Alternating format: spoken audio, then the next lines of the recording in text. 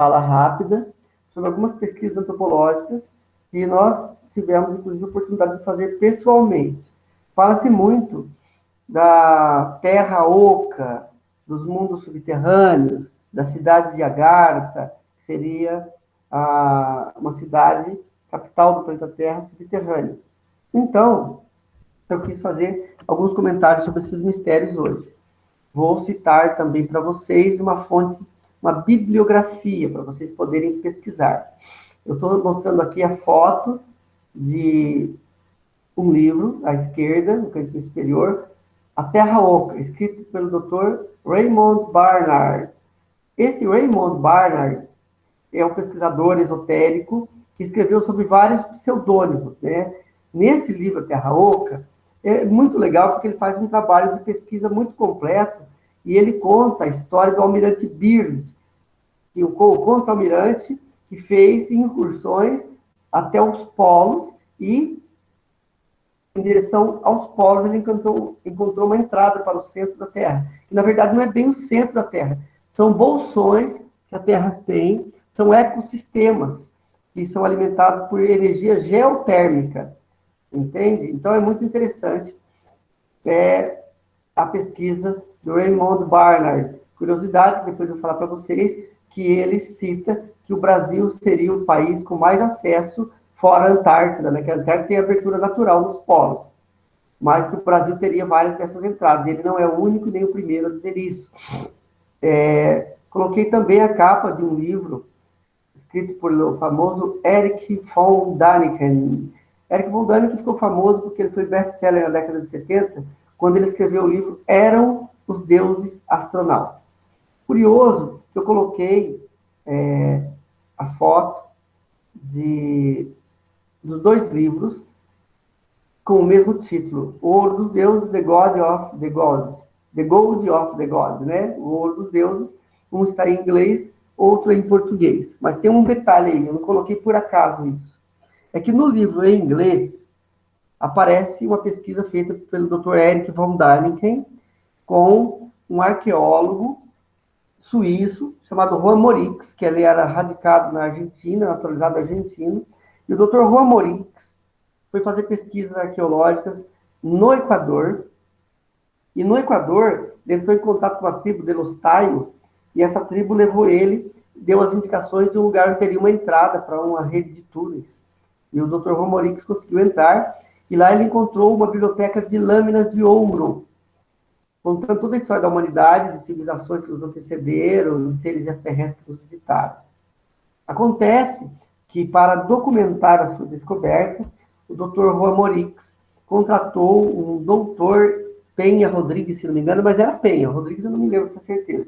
Doutor Penha, para fazer um registro daquela descoberta arqueológica do subsolo do Equador, para que não fosse, digamos assim, invadido, que não fosse depredado. Tem um termo que me fugiu agora. Enfim, o fato é que, em seguida, para ficar mais documentado ainda, ele manda uma carta para o Erich von Däniken, convidando-o para conhecer pessoalmente a entrada da rede de túneis do Equador.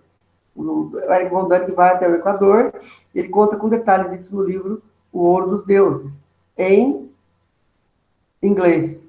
E eu consegui, na verdade não é meu, eu emprestei de um amigo, uma cópia em espanhol. Na cópia em espanhol aparece esse capítulo da descoberta da rede de túneis do Equador.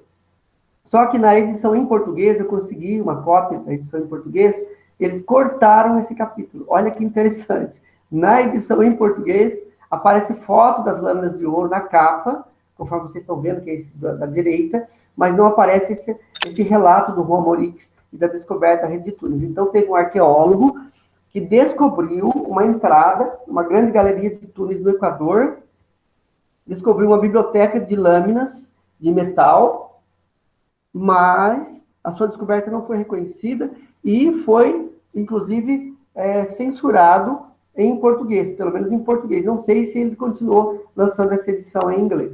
Então, vamos lá. Então, vocês podem procurar essa bibliografia do Erich von Däniken. Você vai encontrar essa história do Juan Morix na edição em espanhol e em inglês. Tá? De português eu não encontrei. Agora, outra pessoa famosa que faz menção à existência de uma rede de túneis é a Madame Blavatsky. Em sua magnífica enciclopédia de ocultismo, a doutrina secreta, então Madame Blavatsky, a criadora da loja teosófica, todos já devem ter ouvido falar dela. Se não ouviram, pesquisem sobre ela, que ela é uma das maiores yoginis do século XIX, uma das maiores esoteristas do século XIX, e escreveu, entre outras obras, né, a doutrina secreta, Isis sem véu, etc. Uma mulher respeitadíssima nos meios espirituais. Ela faz a digna. Então, vamos ler aqui um slide, né? Que eu coloquei aqui um textinho, ó. A doutrina secreta faz a digna instrutora HPB, que é a abreviatura do nome dela, Helena Petrovna Blavatsky, menção, ou seja, ela faz menção de outros mundos que existem além da crosta terrestre, abordando o mistério das muitas grutas desconhecidas que rasgam o subsolo do nosso planeta. Não somente fala dos filhos de Deus e da ilha sagrada, mas afirma que esta última ainda pode ser encontrada sobre a Terra. E diz textualmente, a ilha, segundo a crença, existe até hoje, como um oásis rodeado pela terrível solidão do grande deserto de Gobi, cujas areias não há memória humana de que tenham sido pisadas. Então, Madame Blavatsky, ela faz menção a vários lugares secretos e sagrados do planeta Terra, tanto no deserto de Gobi, como a ilha secreta. Tem uma ilha secreta misteriosa chamada Rai Brasil. Então, muita gente pensa que o nome Brasil vem do nome de um pau, de uma madeira, de uma árvore chamada pau-brasil, que tinha cor avermelhada. Mas o nome Brasil já tem menção na mitologia dos antigos povos celtas e druidas. Na Irlanda, inclusive, eles diziam que existia uma ilha que ficava próxima da Irlanda chamada Rai Brasil, uma ilha sagrada, e que às vezes ela se materializava e às vezes ela se desmaterializava. Então, é uma ilha que ficava entre uma dimensão e outra. Mas aqui o que nos interessa é esse relato extraído do livro A Doutrina Secreta de Madame Blavatsky, dizendo que, confirmando que existem vários bolsões e mundos dentro da crosta terrestre, ok? Então, ó, nós vimos lá referências bibliográficas, Dr. Raymond Barnard, com o livro Terra Oca. Nós vimos a pesquisa do Dr. Eric von Däniken, que, na verdade, ele documentou a descoberta de um arqueólogo chamado Juan Morix. Mas nós temos outros escritores que falaram do mesmo tema, como, por exemplo, o Zhang Hampa, no seu livro A Caverna dos Antigos. Eu não tirei foto, não coloquei no slide, mas eu tenho um exemplar na minha mão aqui, depois da live, eu posso mostrar para vocês a capa, inclusive na ilustração da capa, mostra uma caverna gigantesca que tem em Lhasa, no Tibete, e que os monges tibetanos, eles falavam que haviam várias entradas para o mundo de Agartha, e que perto de Lhasa, no Tibete, havia uma cidade subterrânea onde estavam guardados alguns artefatos tecnológicos que pertenceram à antiga Atlântida. Esse livro, A Terra Oca, do canto esquerdo, do Raymond Barnard, ele era o pseudônimo, né? Então, era o nome de escritor de um judeu alemão, né? Na verdade, era um russo-alemão, desculpe, ele era um judeu russo, e o pai dele viveu na Alemanha, Dr. Sigmister. Então, após uma parceria de negócios com George Clements, vendendo terras para cultivo, Sigmister viajou para o Equador. Ó, ele foi para o Equador. Onde foi que o Ramorix descobriu a rede de túneis? No Equador. Então, em 1941, ele encontrou John Virlow, ou Johnny Love Winslow, né? Janela do Amor, que tinha chegado em 1940 lá. Então, ambos, o Sigmister, que é o Raymond Barnard, junto com esse Johnny Love Winslow, eles iam criar uma comunidade no Equador. Então, eles tinham um plano de criar um lugar paradisíaco, uma utopia, para desenvolver ali uma nova raça na selva equatoriana. Então, eles queriam resgatar os conhecimentos dos antigos atlantes. Entretanto, não houve um acordo entre eles, porque o Virlo afirmou que não estava planejando criar uma super-raça, mas somente um acampamento de santos. Então, ele queria criar uma comunidade. Então, como houve um desacordo, o Sigmister foi embora. Ele voltou para os Estados Unidos. Então, nos Estados Unidos, aí, depois de 1940, que ele começa a escrever sob o pseudônimo de Robert Raymond e continuou a vender livros sobre saúde antes de retornar à América do Sul, onde vendeu mais livros sob o nome de Dr. Uriel Adriana, ABMA PhD. Então, no livro A Terra Oca, depois eu vou mostrar para vocês, aparece esse pseudônimo dele também na parte interna do livro, esse ABMA PhD. Mas o fato curioso, que eu estou citando mais detalhadamente o caso do Dr. Raimundo Bernard, é porque ele veio para a América do Sul. Então, depois da morte da sua mãe em 1955, ele se muda para o Brasil, para comprar terrenos e criar a super raça. Olha só, ele veio para o Brasil. Por quê? No Brasil, renovou seu interesse em OVNIs, Atlântidas, alienígenas, túneis subterrâneos e a teoria da Terra Oca. Sigmeister acreditava que o Brasil possuía entradas para túneis que levavam para a Terra Oca. Em 1964, fundou uma editora em Nova York para publicar o The Hollow Earth, que é o Terra Oca. Foi baseado no seu livro Flying Saucers from the Earth's Interior. Então, ele escreveu um livro antes desse, que falava que os discos voadores, na verdade, vinham do interior da Terra. Não deixa de ser verdade, porque a civilização mais adiantada do nosso planeta vivem em cidades subterrâneas, e muitas civilizações adiantadas, antes de fazer incursões pela nossa atmosfera, eles entram pela entrada dos polos e fazem contato com as civilizações. Então, mas nem todos, na verdade, nem toda a procedência dos discos voadores são do centro da Terra. Dizem que as naves que têm formato de charuto, elas são naves intraterrestres, mas isso não é confirmado assim 100% de certeza, né? Eu coloquei uma foto aqui, ela está meio fora de contexto, mas eu não poderia deixar de comentar o fato de que no Brasil também havia outro grande pesquisador chamado Henrique José de Souza, que criou a primeira loja teosófica no Brasil, um grande mestre de conhecimento fora do comum, que depois veio a chamar-se eubiose.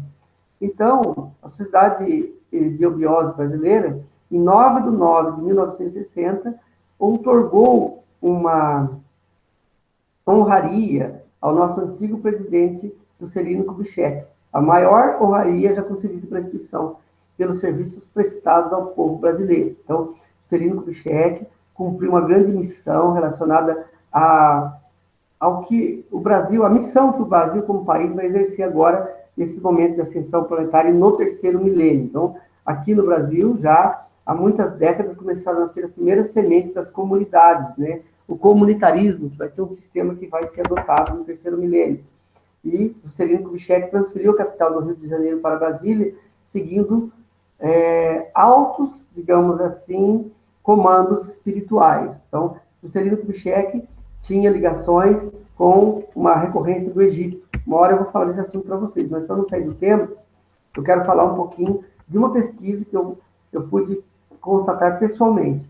Essa foto que vocês estão vendo do lado esquerdo é do professor Sérgio Gomes, grande arqueólogo mexicano que fez uma das mais importantes descobertas deste século no México. Eu coloquei a fotinha dele aí e coloquei em cima uma fotinha pequena de uma rede de túneis que ele descobriu sob as pirâmides de Teotihuacan, sobre a cidade de Teotihuacan, né, no México. Então, ele descobriu especialmente o acesso através de um desmoronamento que começou a ocorrer em uma das pirâmides, a pirâmide de Quetzalcoatl. Então, ele recuperou mais de 100 mil objetos sagrados dentro desses túneis. 100 mil peças, pessoal. Palavras dele, abre aspas. Eu percebi que era algo muito importante, mas naquele momento eu não tinha muita ideia do alcance da descoberta. Foi com o passar do tempo que compreendemos melhor o uso que teve esse túnel construído pelos teotihuacanenses há cerca de 2.000 anos, disse ele. Então, ele olha, veja bem, pessoal. O doutor Sérgio Gomes, arqueólogo, descobriu um túnel de mais de 2.000 anos de existência, debaixo do Teotihuacan, que liga todas as pirâmides. Mas o acesso que ele encontrou foi pela pirâmide de Quetzalcoatl. Aqui uma foto minha, tive a honra de entrar nessa rede de túneis com uma equipe de pesquisadores do Brasil, e ele conta como foi que ele descobriu esses túneis. Era temporada de chuvas em 2003, e caiu uma tempestade na noite de outubro que abriu um buraco no chão. Então afundou. No dia seguinte, Gomes desceu por aquele buraco, a ajuda de uma corda e trabalhadores da zona arqueológica. Essa foto que eu estou mostrando para vocês é a foto da pirâmide de Quetzalcoatl. Do lado esquerdo ali, vocês veem umas pessoas à direita, do lado esquerdo vocês estão vendo uma pirâmide, e uns rostos assim são cabeças de cobra cercadas de plumas, não? Porque Quetzalcoatl era conhecido como a serpente emplumada. e debaixo dessa pirâmide tem um túnel. Na verdade, debaixo de todas as pirâmides existem túneis. Então, é um assunto maravilhoso e incrível. A nossa equipe aí, né, todos aqui são brasileiros, com exceção de uns 2 casais que estão aí, que um era uruguaio e um casal de mexicanos. Aqui, no canto superior esquerdo, nós vemos a professora Clóris Adriana Rojo, que é uma bióloga mexicana que vive no Brasil, seu marido, José Alejandro de Negri. O do meio é um xamã mexicano, eu me lembro o nome dele, me fugiu, e o arqueólogo Sérgio Gomes, né? Então, eles construíram até elevadores para descer até os túneis das pirâmides. No quadradinho superior do cantinho direito, tem uma foto da Pirâmide do Sol em Teotihuacan, que também nós tivemos acesso, só que os túneis subterrâneos da Pirâmide do Sol foram violados na década de 70. Então, os objetos que foram encontrados lá dentro não puderam ser resgatados. Então, existem muitos túneis no mundo inteiro, né? Especialmente no México, Equador e Brasil. Então, essa manchete foi de 2019.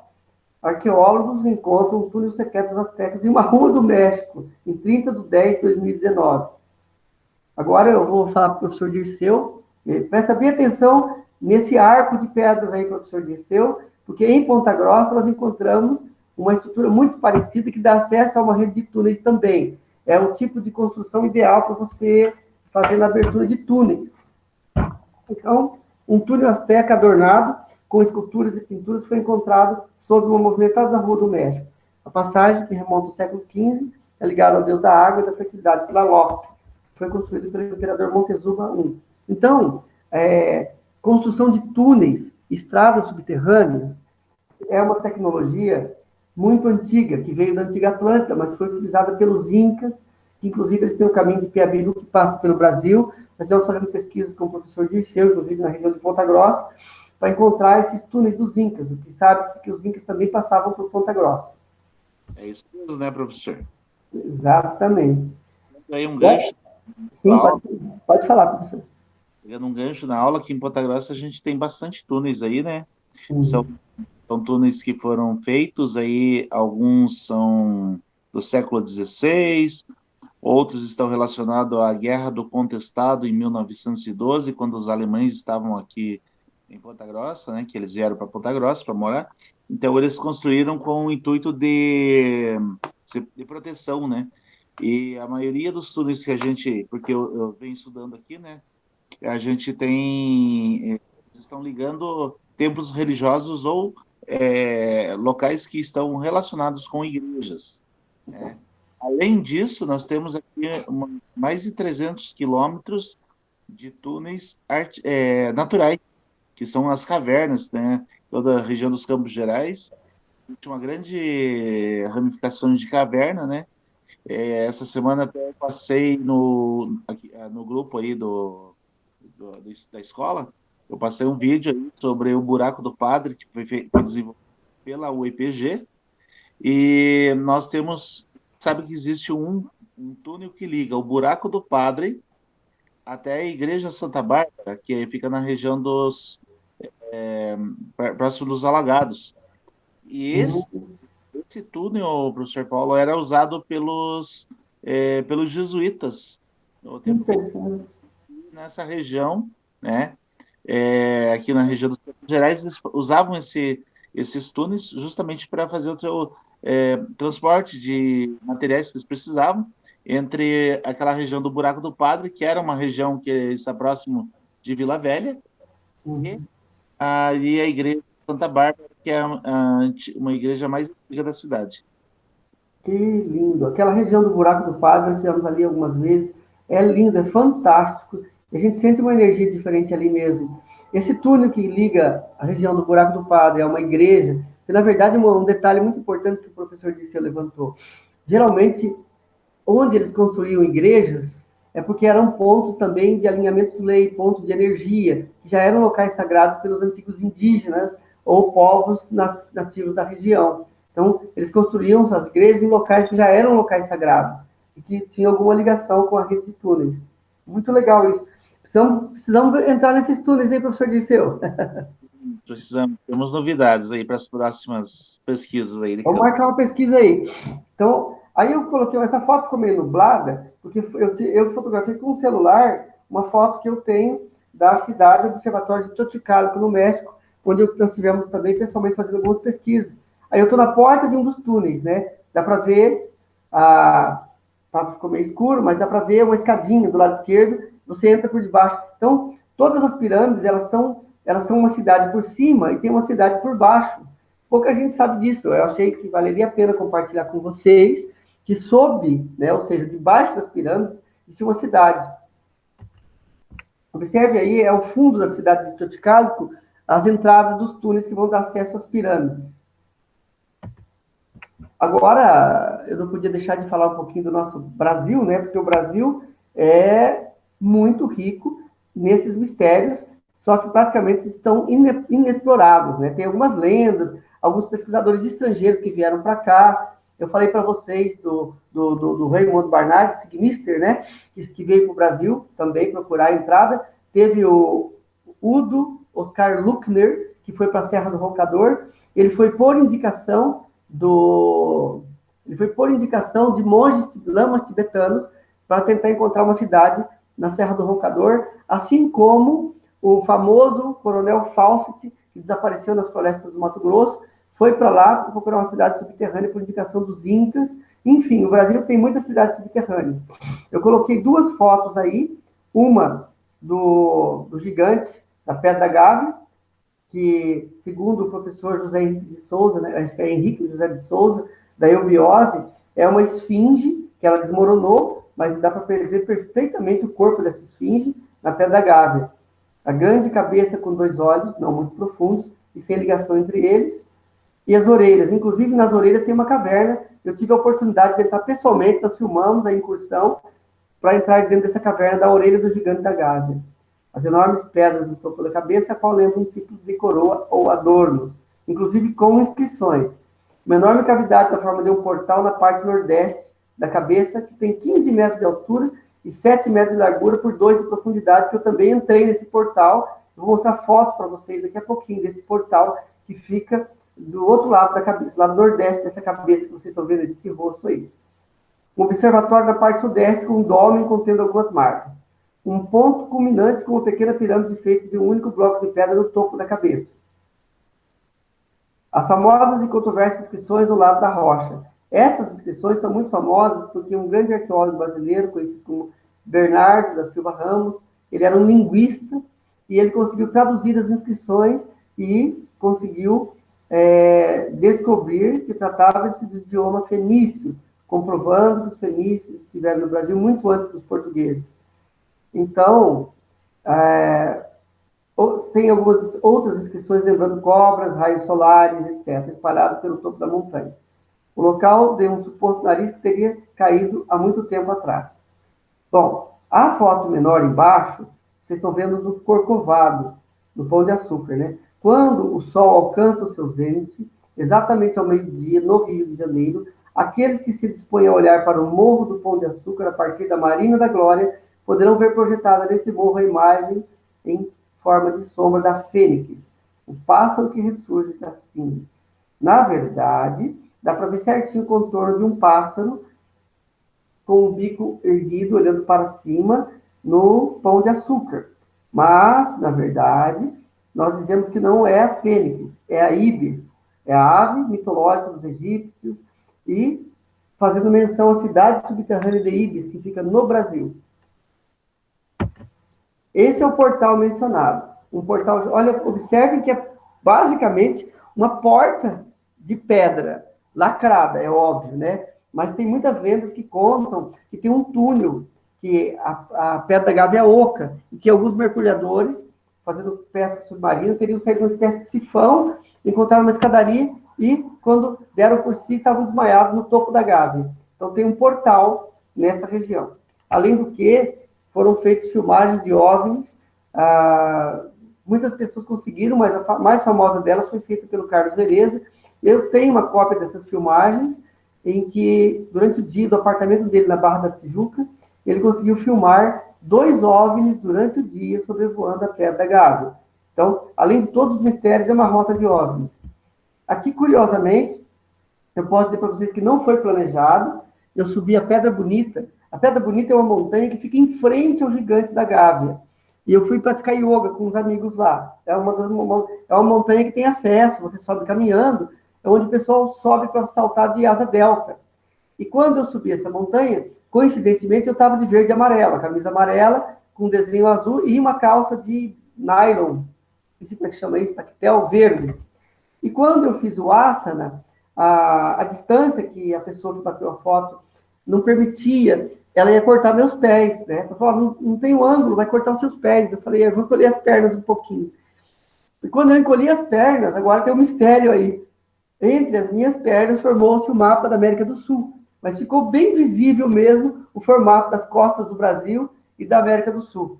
Eu achei que foi um sinal do universo aí, né? Porque eu estou exatamente fazendo a postura de Shirshasana, que é um asana do yoga, né? Que é a postura de plantar bananeira, como se diz no popular, mas eu estava aí de ponta cabeça, mas praticamente de frente com o Gigante da Gávea. Observem que essa montanha fica a quilômetros da outra, dá a impressão que está emendado, que é pertinho, mas não. Tem um abismo e toda a Mata da Tijuca entre uma montanha e outra. Do lado direito é mar, né? Ao redor é tudo mar. E dali você vê o gigante. É como você estar de frente com o gigante de pedra, a esfinge brasileira.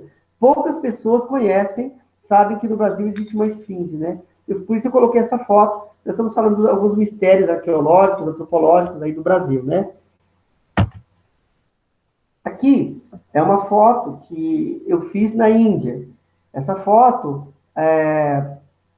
nós fomos visitar uma cidade chamada Udayagiri e Khandagiri, que são uma rede de cavernas que tem na cidade de Bhubaneswar, no estado de Odisha, Índia. Então, é muito legal. Eu encontrei, inclusive, muitas suásticas gravadas nas paredes, porque pertenceu a uma religião, uma filosofia chamada Jaina. Os jainistas, o símbolo deles era a suástica, que é um símbolo de muita força, que foi adotado pelo Hitler, né? Porque ele sabia que a suástica era um símbolo de força. Aqui uma foto minha. A coincidência, de novo, eu estou com a mesma camiseta que eu fiz a foto do Rio de Janeiro. E aí, ao fundo, vocês podem ver escavados no basalto, né? Basalto, desculpe, no arenito, né, professor Dirceu? Então, tem um bloco, uma montanha de arenito, e eles fizeram uma cidade dentro dessa montanha. Dá para ver à esquerda as portas de acesso e, né, uma foto na montanha da Cordilheira do Roncador. Eu estou preparando uma palestra, pessoal, eu vou avisar vocês de fazer uma live no dia 8 de maio, falando sobre os mistérios do Brasil. Então, eu vou estar falando, cada slide desse que vocês viram, eu vou estar develando, eu vou estar me aprofundando. Aí eu vou passar para vocês os detalhes depois, para vocês poderem acompanhar essa live aí. Então, vamos lá. Voltando, professor Dirceu, vou clicar em parar a apresentação, tá? Ok, professor. Aí, vamos lá. Então, agora, vamos ver se alguém tem algum comentário, alguma coisa para perguntar, e se não, vamos completando nossa hora de aula. As perguntas estão abertas, fique à vontade aí. Acredito que essa questão de túneis aí, tem bastante gente que tem curiosidade de saber, e gosta de saber. Aqui em Ponta Grossa, né, professor Paulo, a gente andou por alguns lugares aqui, né? Aham. Até achou alguns que foram estourados, né? Uhum. A gente até eu fiz uma live esses tempo atrás sobre isso. Nos próximos dias eu vou fazer aqui no canal aqui da Escola de Mistérios. Que legal, professor. Aproveitando já, né, professor? Vamos, como essa aqui vai ser pública, né? Vamos falar um pouquinho sobre a Escola de Mistérios, né? As pessoas Sim. que agora a nossa apresentação aí, né? Elas podem participar do nosso grupo da Escola de Mistérios, e nós temos novidades, né, professor Paulo? Olha, na verdade, nós temos muitas novidades. A Escola de Mistérios está se estruturando. Então, nós não abrimos essa Escola de Mistério por iniciativa apenas nossa, mas nós recebemos orientações dos mestres, né, digamos assim, dos mundos de consciência superiores, de consciência cósmica, para compartilhar certos conhecimentos que foram perdidos pela humanidade, inclusive da nossa própria história. Dizem que aqueles que desconhecem a história estão fadados, né, a um futuro desastroso, a repetir os erros do passado. Então, quem não conhece a história está fadado a repetir os erros do passado. Mas a nossa história contada, acadêmica, não está completa. Então, por exemplo, que o Brasil foi descoberto em 22 de abril de 1500 por Pedro Álvares Cabral, descobrimento da América por Cristóvão Colombo, tudo isso é, digamos assim, apenas uma parte da história. Existe o mapa de Piri Reis, são mapas que já mostram que eles tinham conhecimento da América, que o Brasil era visitado pelos fenícios, que as minas do rei Salomão ficavam no Brasil, que o Brasil, na verdade, fazia parte da antiga Atlântida, né? Tem muitas ligações com a Atlântida, e muitas cidades sobreviventes da Atlântida estão no Brasil, e por conta agora do século XXI, das tecnologias, muita coisa vai vir à tona. Então, conforme o professor Disseu já disse para vocês, nós vamos incrementar nossa escola de mistérios, nós estamos preparando o nosso site, e dentro do nosso site, nós vamos estar com a Academia Brasileira de Estudos Exobiológicos, porque nós estamos aí em parceria com o professor Jefferson de Souza, que vai estar trazendo também muitos conhecimentos inovadores a respeito da ufologia. Então, lançando a ufologia num outro nível já, com informações da biologia, da anatomia e fisiologia dos extraterrestres, falando da classificação das raças, mostrando documentos científicos que foram captados através do Departamento de Segurança americano que ele trabalhou. Então, os membros do Projeto DAR, da nossa Escola de Mistérios, vão estar recebendo informações em primeira mão que, digamos assim, pouquíssimas pessoas tiveram a oportunidade de ter. E vamos receber a missão de compartilhar essas informações com o maior número possível de pessoas. Porque, conforme o Dr. Raimundo Bernardi veio para o Brasil, ele queria criar uma nova raça aqui no Brasil, mas, na verdade, essa nova raça, segundo informações que nós tivemos, já está sendo criada no Brasil, que é a mistura de todas as outras raças, que é a sexta raça, a raça Corádio.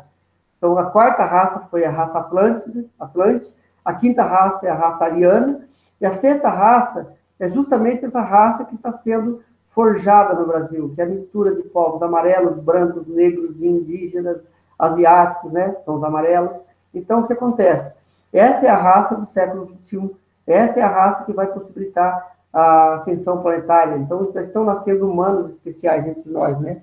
Então, a Escola de Mistérios tem por objetivo compartilhar esses conhecimentos e também ser facilitadora de certas técnicas que vão ajudar as pessoas a atingir estados de consciência mais elevados, né? Como meditações, como hoje nós estivemos estudando como ativar os chakras. Primeiro nós temos que conhecer como funcionam os chakras e depois vamos estar praticando técnicas para estímulo e energização dos chakras. Não é verdade, professor Disseu? Exatamente, e as pessoas que gostariam de conhecer mais sobre a Escola de Mistérios, elas podem entrar em contato aí. Na descrição do vídeo vai estar lá os contatos, e-mail, como a pessoa pode se inscrever. Então, o objetivo da escola é transmitir conhecimento, né? Então, nosso objetivo principal é transmitir conhecimento para que as pessoas possam saber que elas são muito mais do que elas pensam, que elas têm conhecimento disponível dentro da sua mente, do seu pessoal, do que elas imaginam, não é isso, professor? Então, esse é o objetivo da escola, né?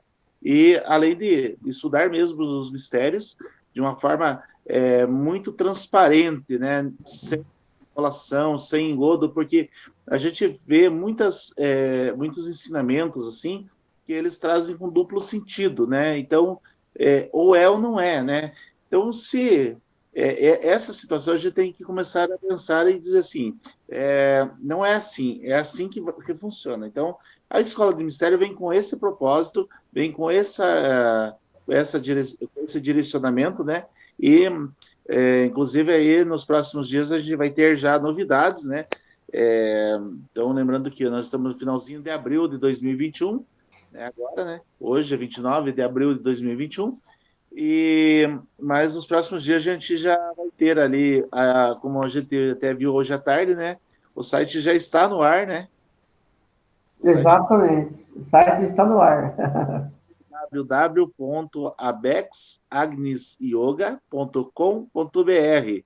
Por que Agnes Yoga? Também é porque vai englobar parte da escola que o professor Paulo é responsável pela área do yoga, né? Porque o objetivo é estar vivendo as situações de uma forma que a escola possa funcionar de uma forma ampla e com objetividade, né?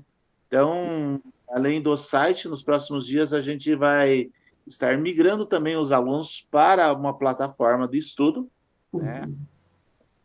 Então, essa plataforma, o aluno vai poder participar com muito mais tranquilidade, inclusive até com certificação no final do curso.